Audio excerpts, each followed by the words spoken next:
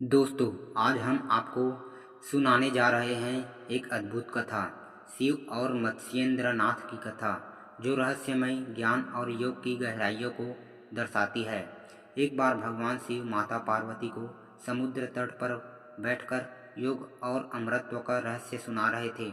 शिव जी ने गहन तप और साधना के बाद प्राप्त यह दिव्य ज्ञान पार्वती जी को प्रदान किया, लेकिन उन्हें यह आभास नहीं था कि यह रहस्य कोई और भी सुन रहा है। वहाँ पास ही समुद्र में एक मछली ध्यानमग्न होकर यह दिव्य संवाद सुन रही थी।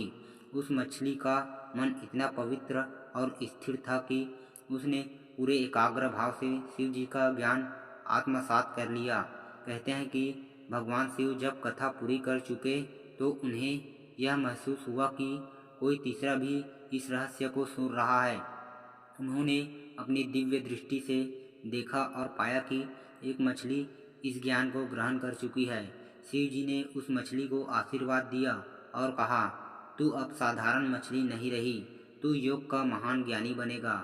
उसी क्षण उस मछली ने दिव्य रूप धारण किया और वह मत्स्येंद्र नाथ के नाम से प्रसिद्ध हुआ। मत्स्येंद्र नाथ आगे चलकर नाथ संप्रदाय के पहले गुरु बने। उन्होंने योग और तंत्र के गहन रहस्यों को संसार में फैलाकर उनके शिष्य गोरखनाथ हुए, जो और भी महान योगी बने और नाथ परंपरा को आगे बढ़ाया।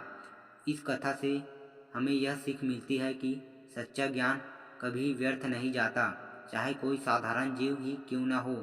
यदि उसके मन में शुद्धता और एकाग्रता है तो वह भी दिव्य ज्ञान को प्राप्त कर सकता है।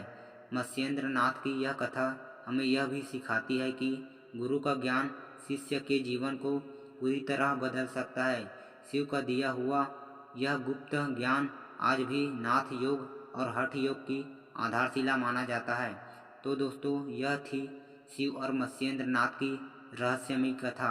अगर आपको ऐसी पौराणिक और प्रेरणादायक कहानियाँ पसंद आती है तो वीडियो को लाइक और शेयर जरूर करें।